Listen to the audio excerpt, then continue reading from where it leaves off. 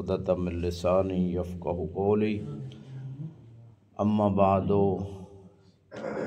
فقد قال اللہ سبحانہ وتعالی فی کتابہ المجید بسم اللہ الرحمن الرحیم وَلْتَكُن مِّنكُمْ أُمَّةٌ يَدْعُونَ إِلَى الْخَيْرِ وَيَأْمُرُونَ بِالْمَعْرُوفِ وَيَنْهَوْنَ عَنِ الْمُنكَرِ وَأُولَٰئِكَ هُمُ الْمُفْلِحُونَ صلوات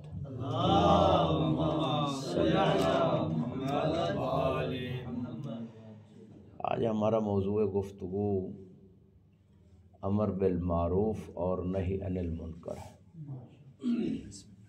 جو خطیب کے اور واعظ کے واعظ میں ریڑھ کی ہڈی کی حیثیت رکھتا ہے۔ یقیناً عند اللہ سرخرو ہونے کے لیے اور اپنے وظیفہ شرعی کو صحیح طریقے سے انجام دینے کے لیے امر بالمعروف اور نہی عن المنکر واجب ہے۔ کبھی یہ واجب ہے، کبھی یہ مستحب ہے، کبھی حرام بھی ہو جاتا ہے، کیونکہ اگر امر بالمعروف و نہی عن المنکر سے الٹا فتنہ و فساد کا خطرہ ہو تو اس وقت خاموشی یا تقیہ واجب ہو جاتا ہے۔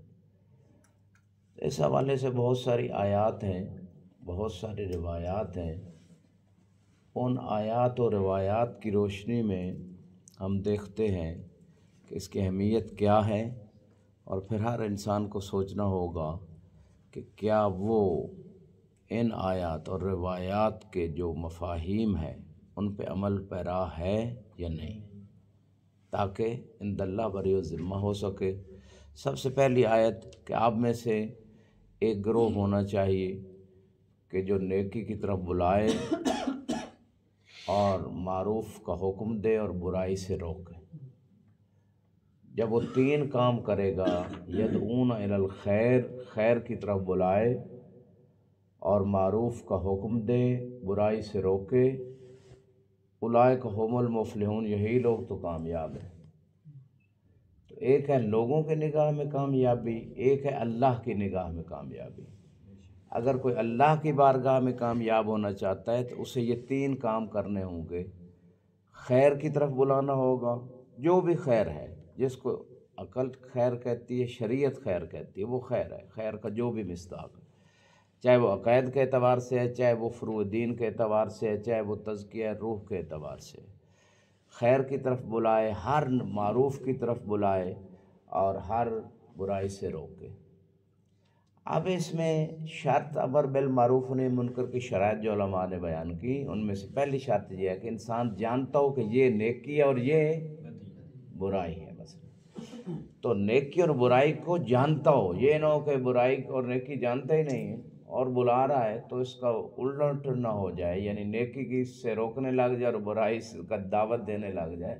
تو پہلے معرفت ضروری ہے۔ دوسری شرط یہ ہے کہ احتمال تاثیر ہو، کہ جن کو آپ امر بالمعروف و نہی عن المنکر کر رہے ہیں ان پہ کچھ نہ کچھ احتمال ہو کہ اثر ضرور ہوگا۔ تیسری شرط یہ ہے کہ آپ کے لیے اور دوسری سوسائٹی کے جو آپ کی ملت و مذہب کے لوگ ہیں ان کے لیے کوئی بڑی مشکل اور فساد اور فتنہ نہ کھڑا ہو جائے، تقیہ کا مورد نہ ہو۔ تو یہ چند ایک شرائط اگر حاصل ہیں تو اس صورت میں واجب امور میں واجب ہے، حرام کاموں سے روکنا فرض ہے، اور جو مستحب کام ہے اس کی طرف بلانا مستحب ہے، اور جو مکروہ کام ہے اس سے بھی روکنا مستحب ہے، واجب نہیں۔ مباح کام سے طبعاً اس کے بارے میں تو پھر مباح ہے، نہ کہنا ضروری ہے نہ روکنا ضروری، کچھ بھی نہیں، نہ استحباب ہے نہ کچھ۔ تو پہلے اس چیز کو سمجھیں کہ یہ فعل ہے کیا، واجب ہے، حرام ہے، مکروہ ہے، مستحب ہے، بعد اس کے بعد جا کے اس کے بارے میں فیصلہ کیا جائے۔ وَلْتَكُن مِّنكُمْ أُمَّةٌ يَدْعُونَ إِلَى الْخَيْرِ، ایک گروہ ہونا چاہیے جو ان کے اندر یہ خصوصیات ہوں کہ وہ خود بھی علم رکھتے ہوں اور احتمال اثر بھی ہو، عاقل بالغ ہیں طبعاً، باقی شرائط تکلیف بھی حاصل ہیں، تو ان کو اوپر فرض ہے کہ وہ بلائیں خیر کی طرف۔ خیر کے بہت سارے مصادیق ہیں، لیکن ایک مصداق جو غدیر کے مقام پہ جب اللہ کے رسول نے حکم دیا کہ ان سب کو، اگلوں کو بھی بلاؤ پچھلوں کو بھی بلاؤ، جو یہاں ان کو یہاں روکا جائے۔ تو ایک آواز دی جا رہی تھی، حی علی خیر آؤ خیر عمل کی طرف، اس آواز سے پکارا جا رہا تھا۔ تو جب سب جمع ہو گئے تو اس وقت اللہ کے رسول نے اعلان کر کے بتایا، من کنت مولا ہو فہذ علی مولا، کائنات کو سمجھا دیا کہ جو خیر ہے وہ ولایت علی ابن ابی طالب۔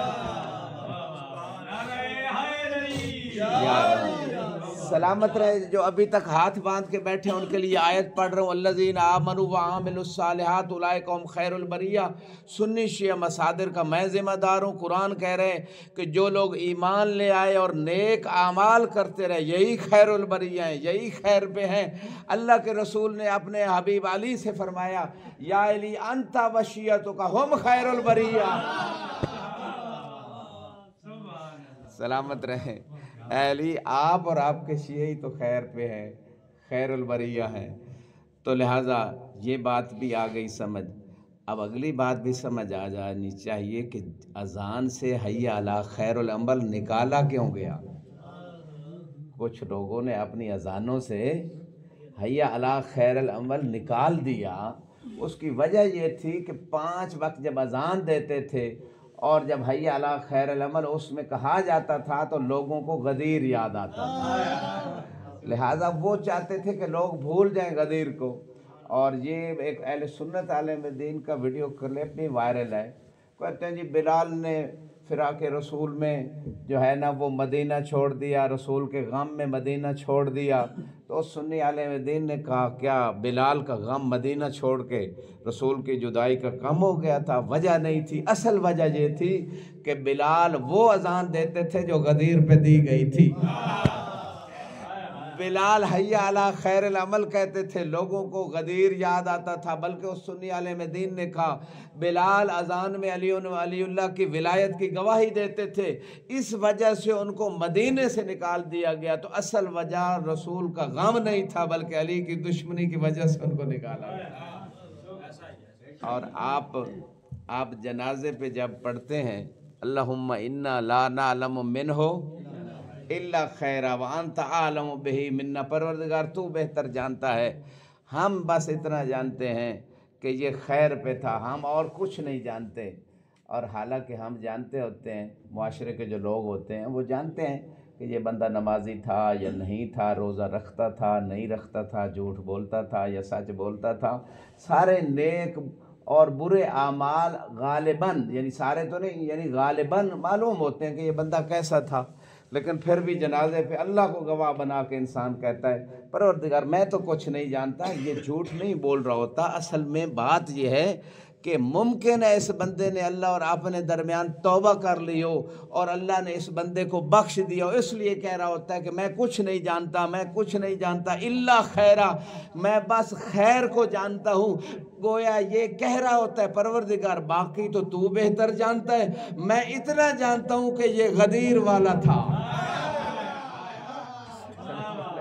سلامت رہے، سلامت رہے، سلامت رہے۔ مل کے ایک درود پڑھے بار محمد علیہ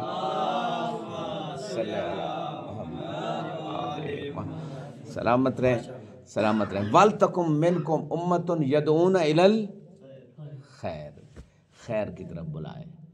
عقیدہ توحید بھی خیر، رسالت بھی خیر، امامت کے عقیدے کی طرف بلائے، قیامت کے بارے میں لوگوں کو معرفت دلائے، اسی طرح دین کی باقی چیزیں، نماز روزہ حج زکوٰۃ، یہ ساری چیزوں کی طرف خیر ہے، یہ بلائے۔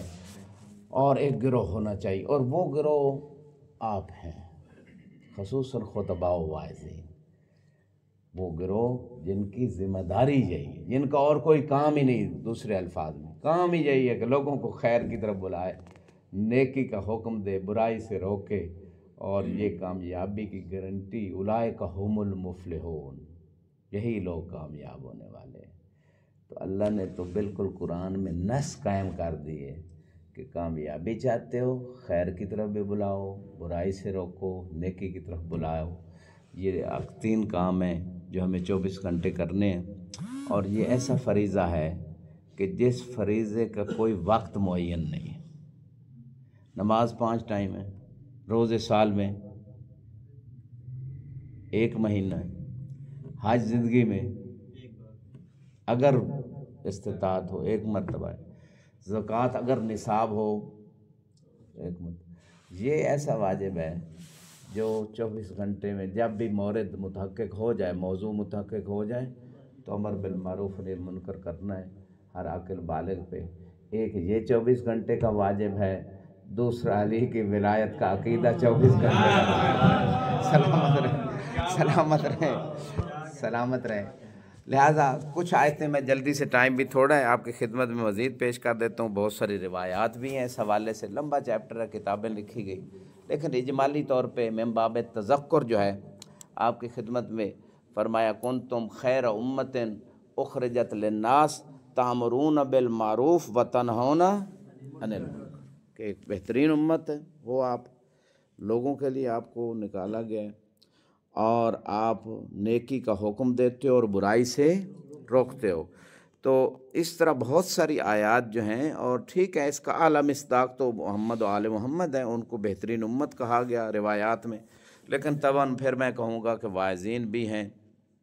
مزید آیات میں اگر ہم دیکھیں تو اسی حوالے سے اللہ سبحانہ و تعالیٰ نے فرمایا ادعو الی سبیل ربک بالحکمت والموعظۃ الحسنہ وجادلہم باللتی ہی احسن، کہ بلاؤ اپنے رب کے راستے کی طرف دانائی سے اور اچھے واعظ و نصیحت سے، اور ان سے مناقشہ بھی کرو، لیکن اچھے طریقے سے ان سے ڈسکشن، مناقشہ، مناظرہ کرو۔ یہ تیسری آیت ہو گئی۔ چوتھی آیت ہے فلولا نفر من کل فرقۃ منہم طائفۃ لیتفقہوا فی الدین ولینذروا قومہم اذا رجعوا الیہم لعلہم یحذرون، کہ کچھ ایک گروہ میں سے کچھ لوگ جو ہیں وہ نکلیں تاکہ وہ دین میں تفقہ اور سمجھ بوجھ حاصل کریں، اور اپنی قوم کو خدا کے عذاب سے ڈرائیں جب ان کی طرف پلٹیں، شاید کہ وہ خدا کے عذاب سے ڈر جائیں اور رک جائیں خدا کی نافرمانی سے۔ تو یہ آیت بھی جو ہے امر بالمعروف و نہی عن المنکر کی طرف بلا رہی ہے، اور فقہا سے مراد فقط مجتہد جامع و شرائط نہیں آیت میں، یہاں وہ بھی ہے، اجتہاد و تقلید کی بھی دلیل ہے، لیکن اس کے علاوہ جو ہے فقیہ ہر وہ بندہ چاہے وہ تقلیداً دین کو سمجھ رہا ہے، وہ بھی اپنے لغوی اعتبار سے فقیہ ہے، لغوی اعتبار سے، یعنی دین کو سمجھو، اصول دین کو دلیل سے سمجھو، اور فروع دین کو بے شک تقلید یا اجتہاد سے سمجھو، تو آپ فقیہ ہیں۔ لو بعض روایات میں من حفظ من امتی 40 حدیثاً، کہ جو میری امت میں سے 40 حدیث حفظ کر لے، یحشر فقیہا من فقہاء شیعہ، تو روز قیامت جو ہے وہ شیعہ فقہا میں سے ایک فقیہ مشہور ہوگا۔ تو یہ حفظ حدیث فقیہ لغوی معنی میں کہ عمل بھی کرے، سمجھ لے جتنی مقدار میں، تو وہ عام معنی ہے۔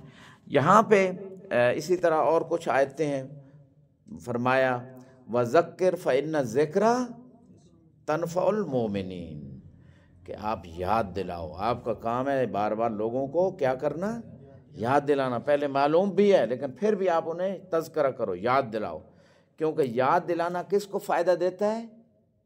تنفع المومنین، مومنین کو فائدہ ہوتا ہے، اور کسی کو فائدہ ہو یا نہ ہو مومنین کو فائدہ ہوتا ہے یاد دلانے سے بار بار، کیونکہ انسان بھول جاتا ہے نا، انسان نسیان سے، بعض جملوں میں انسان کس سے نکلا ہے؟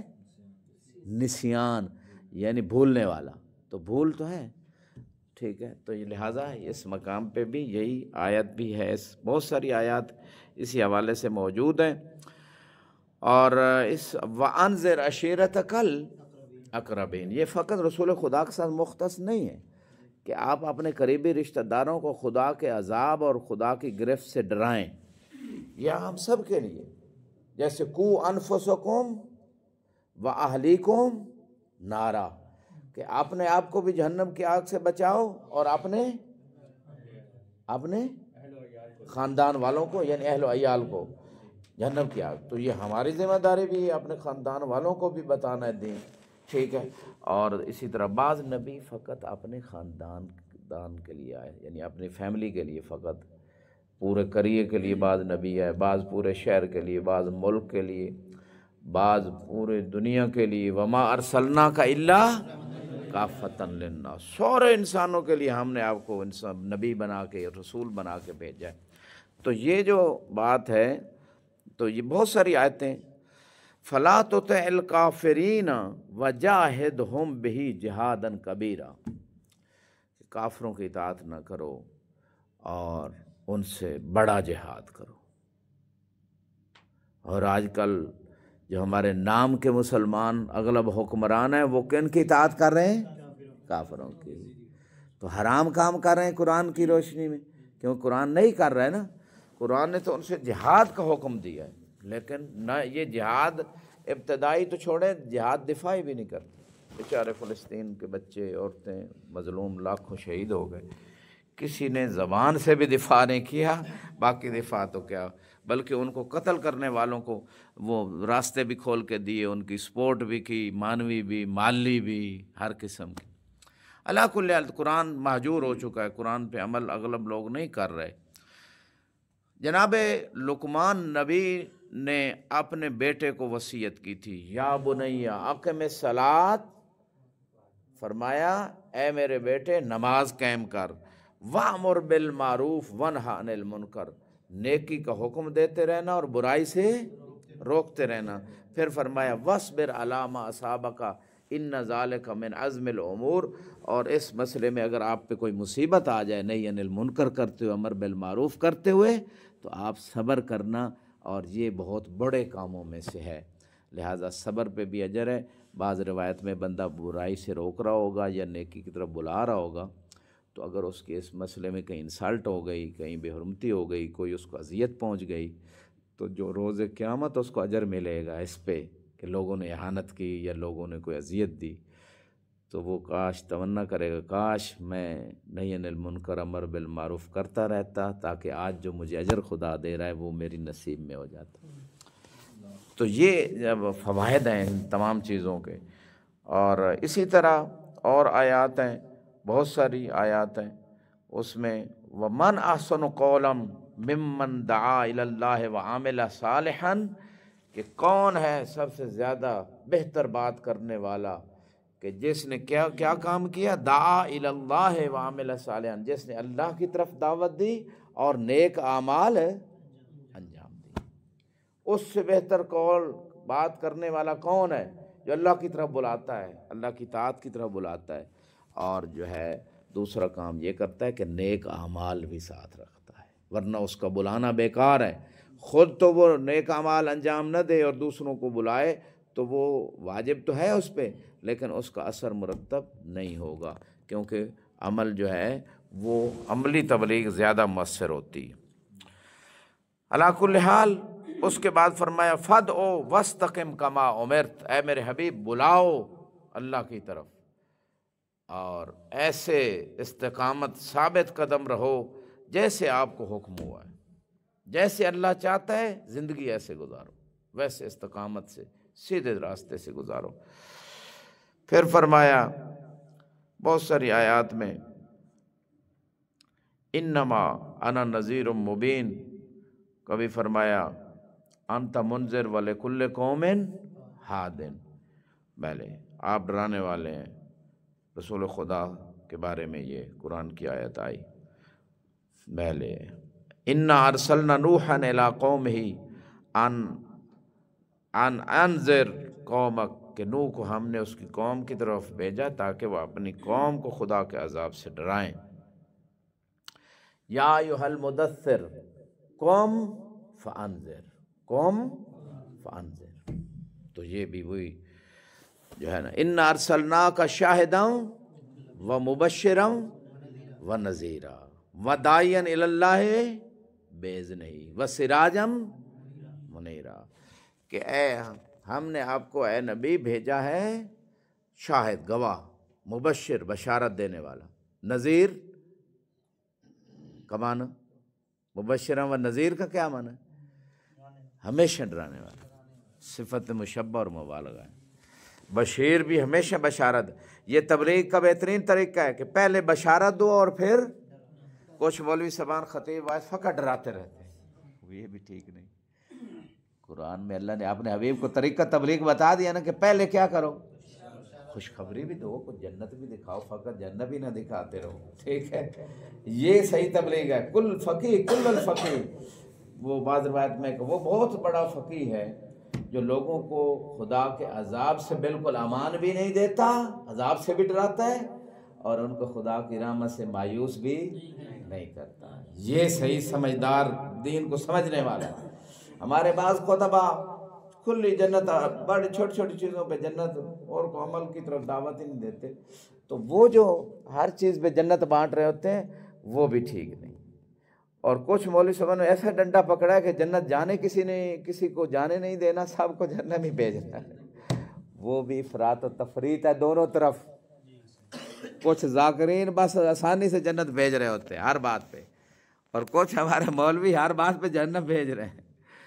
روایات کہہ رہی ہیں اور آیت بھی بشیرا و نذیرا، کہ بھائی بشارت بھی ساتھ، کچھ ان کے اندر حوصلہ بھی ہو، بھئی کچھ کرنے کا فائدہ بھی ہے۔ ہم اگر پکی مور لگا دی جہنم کی تو پھر تو وہ مایوس ہو گئے کہ اب فائدہ کوئی نہیں نیکی کرنے کا۔ علی کل حال، تو یہ چاند ایک آیتیں آپ کی خدمت میں، موضوع بہت طویل ہے لیکن مختصر تیزی سے آپ کی خدمت میں پیش کر رہا ہوں۔ اور یہ ادارہ امام العصر کے حوالے سے اس کا وہ موٹو بھی ہے، یعنی یہ ایک بنایا ہوا اسی مشن پہ یہ کام کر رہا ہے۔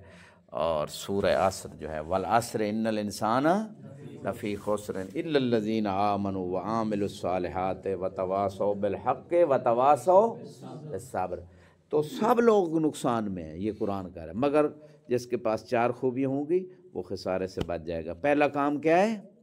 ایمان۔ دوسرا، نیک کام کرتے رہیں۔ تیسرا، حق کی ایک دوسرے کو وصیت اور تلقین کرتے رہے۔ اور چوتھا، صبر کی تلقین۔ صبر کی پھر تین قسمیں: مصیبت پہ صبر، طاعت پہ صبر، اور خدا کی نافرمانی سے بچ کر صبر۔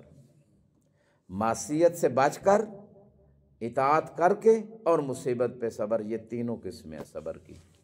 اور سب سے بڑی قسم جس پہ زیادہ اجر ہے وہ ہے صبر علی الطاعہ، خدا کی طاعت پہ۔ کیونکہ جب بندہ نماز پڑھ رہا ہے تو تھوڑا نفس امارہ کہتا ہے چھوڑو، آرام کرو، اللہ کی طاعت کہتی نہیں کھڑے ہو جاؤ، سردی بھی ہے تو کوئی بات نہیں وضو کرو۔ یہ صبر ہے نا۔ روزہ صبر ہے۔ وَاسْتَعِینُوا بِالصَّبْرِ، صبر سے وہاں مراد ایک مصداق روزہ بھی لیا گیا ہے۔ صبر سے مراد، وَاسْتَعِینُوا بِالصَّبْرِ سے مراد کیا لیا گیا ہے روایت میں؟ روزہ۔ ٹھیک ہے، صبر طاعت، صبر جو ہے وہ معصیت سے بچنا، صبر مصیبت پہ تحمل کرنا، یہ بھی ہے، اس سے بھی مدد لو، اور روزے سے مدد لو۔ روایت میں ایک مصداق صبر کا روزہ ہے وسطین، اور دوسرا صلاۃ ہے، تو صلاۃ سے مدد لو۔ جب بھی مشکل آئے، ائمہ کا طریقہ تھا نماز پڑھتے تھے، خدا سے دعا مانگتے تھے، تو یہاں پہ نماز جو ہے نا اس سے بھی مدد لینی چاہیے۔ اچھا، یہاں پہ ایک اور بات ہے، ایک اور تفسیر قمی میں ایک اور روایت بھی ہے۔ مصادیق بہت سارے ہوتے ہیں، قرآن کے 70 باتیں نا امام فرماتے ہیں، اور 70 کے 70 ہم جانتے ہیں۔ جو لوگ کہتے ہیں نا غیر خدا سے مدد لینا شرک ہے، خود خدا کہہ رہے ہیں نماز سے مدد لو، روزے سے مدد لو۔ نماز روزہ غیر خدا ہے یا خدا ہے؟ غیر خدا ہے۔ تو غیر خدا سے مدد لینا اگر اللہ کی مرضی کے مطابق ہو تو یہ اللہ ہی سے مدد ہے۔ غیر خدا سے مدد لینا اگر اللہ کی مرضی کے مطابق نہ ہو، یا اللہ کے مقابلے میں کسی کو بت کھڑا کر لیا جائے، اس سے مدد مانگی جائے، وہ شرک ہے۔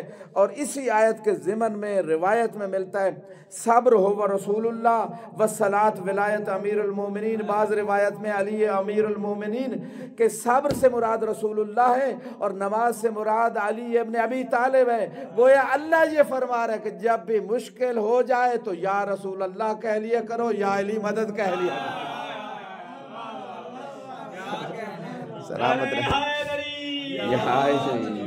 رہے، سلامت رہے، سلامت رہے، خدا عنایت اور زبانوں کو سلامت رکھے۔ بس آپ کی ضامتوں کو تمام کروں، قرآن سے دلیل پیش کر دی، یا رسول اللہ مدد پہ، غیر اللہ سے مدد اگر اللہ کی مرضی کے مطابق ہے تو اللہ سے مدد ہے، اللہ نے ان کو طاقت دی ہے۔ اور اسی طرح یہ روایت میں بھی ہے، اور بلکہ آپ کی محبتوں کو دیکھتے ایک اور آیت یاد آ گئی، وَاجْعَلْ لِي مِن لَّدُنْكَ سُلْطَانًا نَصِيرًا۔ اللہ یہ کہہ سکتا تھا یا اللہ مدد، ہر جنگ میں کہتا یا اللہ مدد، ہر مقام مشکل میں کہتا یا اللہ مدد، بس اللہ سے ایک ہی چیز، اللہ کے رسول نے مانگ لی اور ایک مرتبہ مانگ لی تاکہ بار بار یا اللہ مدد کہنا نہ پڑے، کیونکہ علی کی مدد اللہ ہی سے مدد ہے۔ اور ایک قانون بنا دی اللہ کے رسول نے کہ جو میری سنت پہ عمل کرے گا وہ پھر ایسا ہی کرے گا، وَاجْعَلْ لِي مِن لَّدُنْكَ سُلْطَانًا نَصِيرًا۔ پروردگار اپنی بارگاہ سے ایسا مددگار عطا کر جو جنگ بدر میں بھی مددگار ہو، احد میں بھی مددگار ہو،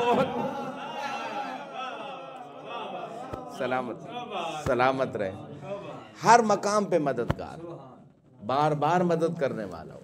نصیر صفت مشبہ، صیغہ مبالغہ، کہ ہر مقام پہ مددگار ہو، ہر مقام پہ مدد کرنے والا ہو۔ اور سلطان جس کے پاس سلطنت ہو، جس کے پاس طاقت ہو، اور ایسی طاقت ہو کہ در خیبر جو 39 دن سارے صحابہ مل کے فتح نہ کر سکے، وہ علی ید اللہ بن کے، اللہ کی قدرت کا مظہر بن کے، مظہر العجائب بن کے، اپنے ایک ہاتھ سے 20 ہاتھ کے فاصلے پہ اس در خیبر کو پھینک دیتا ہے جس کو 20 بندے مل کے کھولتے تھے۔ تو لہٰذا یہ جو سلطان النصیرہ ہے، اہل سنت نے بھی لکھا جی علی ابن ابی طالب۔ لہٰذا جب اللہ کے رسول کی مشکل کشائی علی کے بغیر نہیں تو تیری میری مشکل کشائی علی کے بغیر کیسے ہو سکتی ہے؟ اور ایک مشہور حدیث ہے، یا علی کنت مع الانبیاء سرًا ومعی جہرًا، اے علی تو نے سارے انبیاء کی مدد چھپ کے کی، میری مدد ظاہر ہو کے کی۔ سلامت رہے، مل گئے،